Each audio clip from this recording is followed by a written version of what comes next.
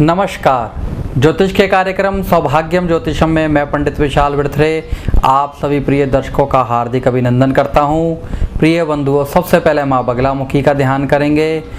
ओम लीं बगलामुखी सर्वदुष्टानां वाचम मुखम पदम स्तंभ्यम जीवाहम कीलेयम बुद्धिम विनाशाय ह्लीं ओम स्वाहा।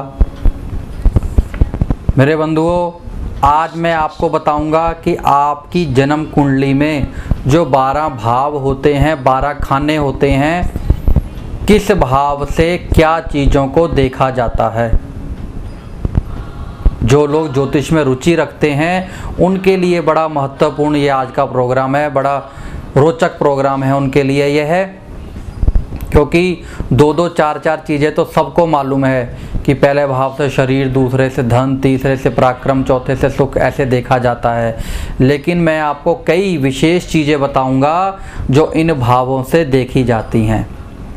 जो आपकी जन्म कुंडली का प्रथम भाव होता है, जहां नंबर 1 लिखा हुआ है, यह प्रथम भाव है।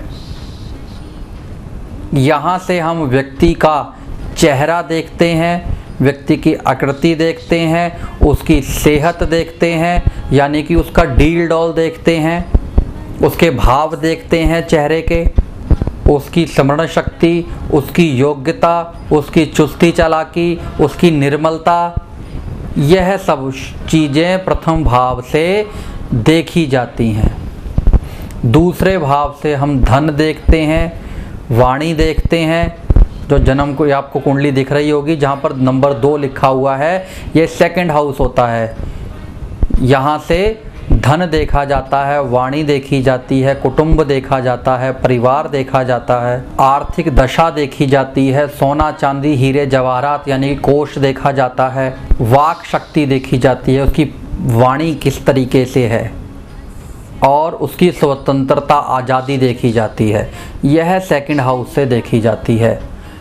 तीसरे भाव से हम लोग पराक्रम देखते हैं, बड़े भाई को देखते हैं, मेहनत को देखते हैं, कर्म को देखते हैं। वहाँ से हम मित्रों से मदद लेना देखते हैं, पड़ोसियों को देखते हैं, राग रंग देखते हैं। यहाँ से हम टेलीग्राम, जो इंटरनेट से संबंधित काम करते हैं, देखते हैं हम उसका यह हाउस मजबूत है कि नहीं, पत्राचार करना, यह सब चीज़ें तीसरे हाउस से देखी जाती हैं।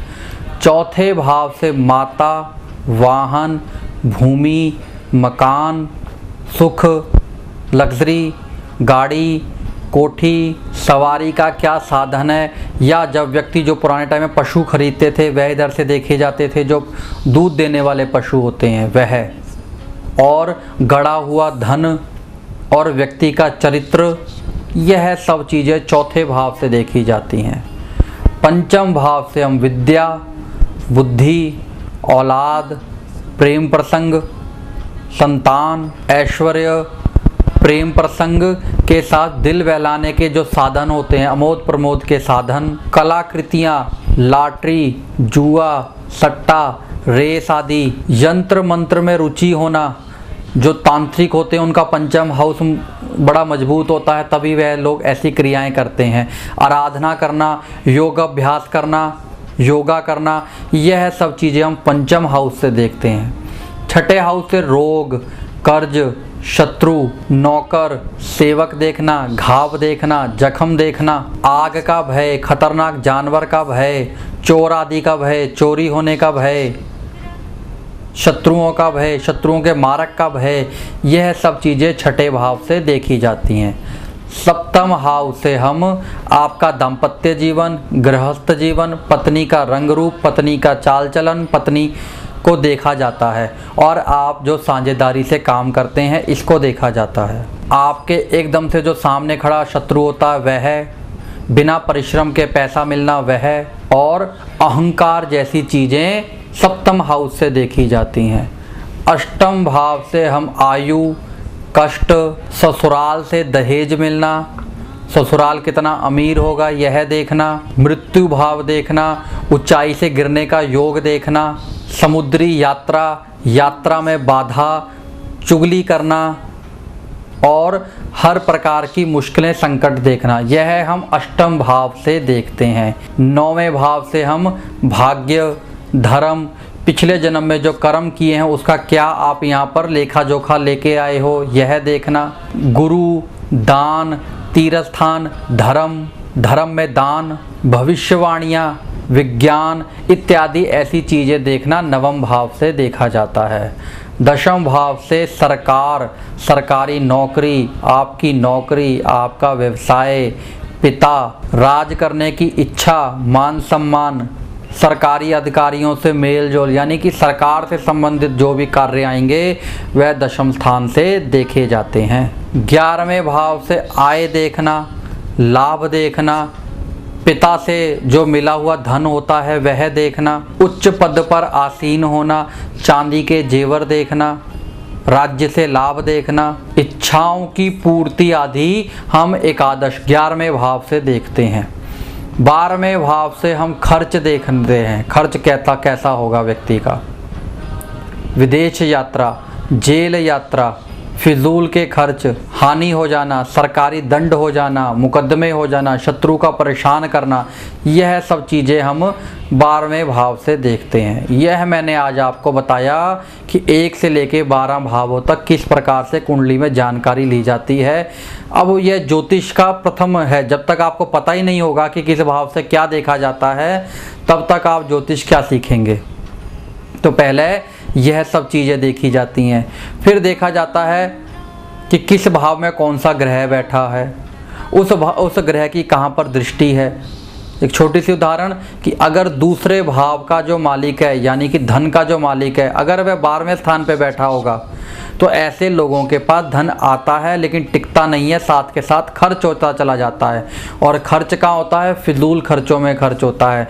वह संपत्ति में नहीं, जायदाद में नहीं, वह ऐश परस्त में या कोई मार गया इस तरीके से पैसा खर्च होता है।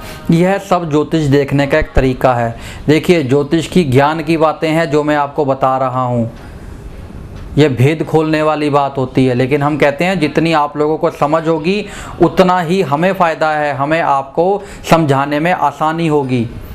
आपको नॉलेज होनी ज्योतिष की ज़रूरी है। यह नहीं किसी पंडित जी ने कुंडली खोल दी और बता दिया तेरा राहु खराब है और यह उपाय कर ले। आपको पता होना चाहिए कि राहु कहाँ बैठा है, किस भाव में बैठा है, क्यों खराब है, तो यह जानकारी होनी ज़रूरी है।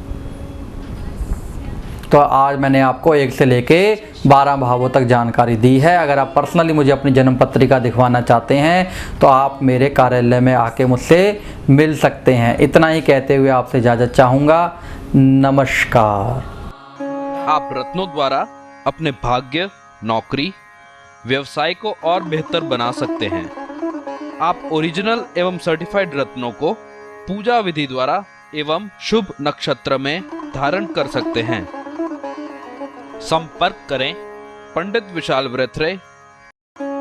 अगर आप अपने घर, दुकान, ऑफिस, फैक्ट्री आदि में वास्तु विजिट के लिए किसी भी शहर में पंडित विशाल जी को बुलाना चाहते हैं तो इस मोबाइल नंबर पर संपर्क करें 9888-715-666।